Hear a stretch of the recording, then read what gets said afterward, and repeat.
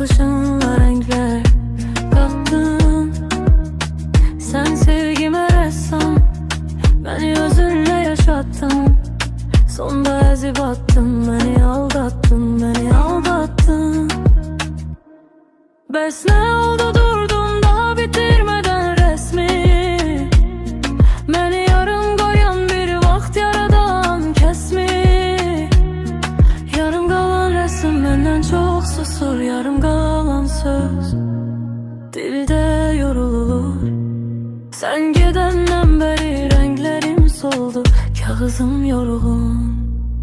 Sen vefasız ressam, silmişsin yazdıklarını bir bir. Pozulan yazılarda gitmi. Sen vefasız ressam, ezilen kağızlar bitmi. Ressam daha çekmi. Bu ne pis histir, bu ne pis histir.